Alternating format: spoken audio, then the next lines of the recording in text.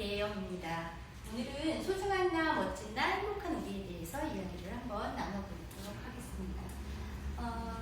오늘은요, 일상생활에서 소통을 우리가 어떻게 하고 있는지, 그리고 일상생활의 소통을 건강하게 하고 있는지, 그리고 자녀들하고 또 어떻게 유형별로 아이들하고 대화를 나눠야 하는지에 대해서도 좀 볼 거고요. 그 다음에 아이들의 성향을 어떻게 인정을 해주면 아이들이 같이 공감을 받고 소통하는 데도 훨씬 도움이 됐는지 이것도 한번 살펴보도록 하겠습니다.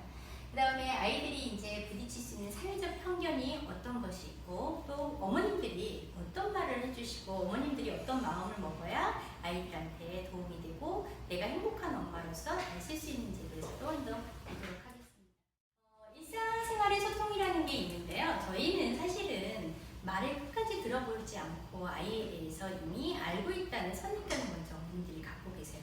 그래서 아이들이 만 꺼냈어도 오늘 했다는 뜻이구나 라고 이야기를 하시고, 근데 끝까지 들으면 아니 어제 피자 한 판 다 먹었다고 이렇게 또 말이 나오기도 하죠. 아이들은요 말을 잘 하지 못하기도 해요. 그래서 조리 없이 아이들이 이야기를 하다 보니까 어머님들이 자꾸 앞에 나오는 그 반응 가지고 아이들하고 대화를 하고, 아이들은 그 뒤에 나오고 싶어하는 감정들은 누르고 부모님께 또 이야기를 못하기도 합니다. 아이들이요 어떤 마음을 먹고 있고 어머님들하고 어떤 감정을 소통하고 있는지 문장 완성 문자로 간단하게 생각을 해볼 거고요. 어머님들이 12문항에 대해서 어머님 스스로가 체크를 한번 해보시는 거예요. 내가 어떤 관점으로 아이하고 소통을 하고 있는지, 어떤 관점으로 아이를 바라보고 있는지, 그리고 나는 내 관점이 아니고 아이 관점에서 질문을 한 건데 아이 관점에서는 그게 왜 엄마의 문제적인 답변으로만 들리는지, 이거에 대해서도 한번 보시도록 할게요. 건강한 소통이라는 거는요 사실은 서로가 통하는 거거든요. 그런데 나만 이야기하고 있는 건 건강한 소통이라고 할 수 없죠. 근데 부모님하고 아이하고 함께 이 뜻이 정말 통해서 오해가 생기지 않게 대화를 하고 있는지, 이거에 대해서 살펴보셔야 할 것 같아요. 아이들을 양육하시는 방법들이 좀 다양하게 있으시죠. 어머님들이 이 문항지를 쓰시고 나면 내가 허용적인 부모인지 민주적인 부모인지 또는 독재적인 부모인지 아니면 무관심한 부모로 아이들을 그냥 방치하고 있는지에 대해서 보실 수 있을 것 같습니다. 일반적으로 허용적인 부모님들은요 되게 어머님들이 거의 다 바라시는 바고 아이들이 바라는 바이기도 하죠. 그래서 그래 네가 하고 싶으면 해, 그래 네가 게임하고 싶으면 해, 아이들이 제일 원하는 바람이겠죠. 그렇지만 사실 이렇게 큰 아이들은요 자기 감정과 생각만 중요하게 되죠. 그래서 고집스러운 아이가 되게 되고요.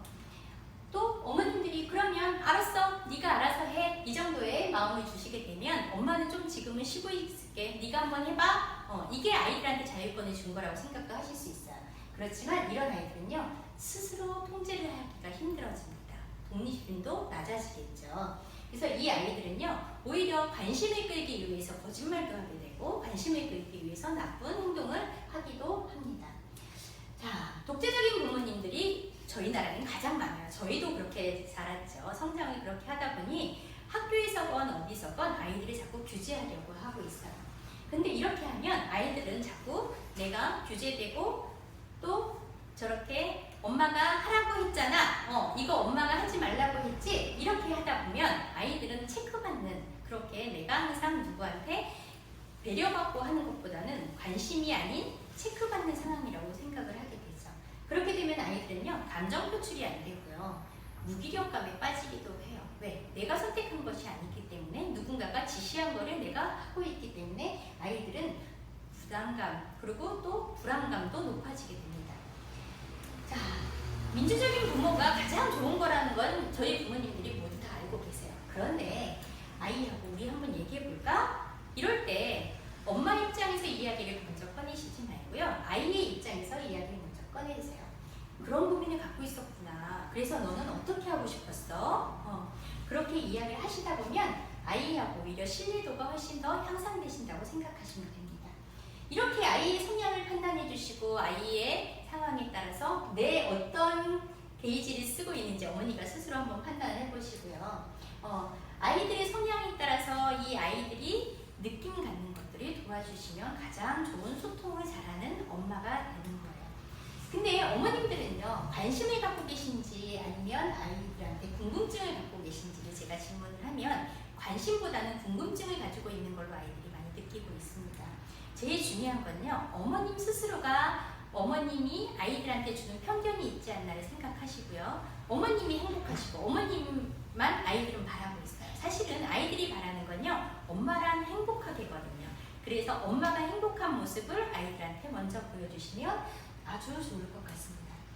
자, 이렇게 관심과 궁금증을 아이들한테 잘 주다 보면 아이들은 관심에 대한 것들이 훨씬 충만함으로 사랑으로 받아들이게 되고요.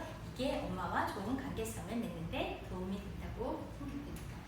자, 이렇게 똑같은 설명을 하지만 내가 관심이 없는 거, 우리가 소통이 되지 않으면 전혀 못 알아듣는 상황도 오죠. 자, 이렇게 아이들과 이야기를 좀 한번 해보시고요. 사회에서 부딪힐 수 있는 편견들에 어머님들이 좀 더 당당하시고 나는 굉장히 노력하고 좋은 엄마야 라는 자긍심을 가지시는 게 우리 아이들한테도 불안감을 없애주는 그런 마인드라고 생각하시면 도움되실 것 같습니다. 오늘 제 강의에서 제일 중요하게 이야기 드리고 싶은 거는 부모 10계명이거든요. 이 부모 10계명은 우리 아이들이 특별하게 어머님들이 스스로를 사랑하시는, 엄마가 행복해지는 이런 것들이 아주 중요한 포인트세요. 이거를 한번 지켜주시고 오늘 제 강의는 여기까지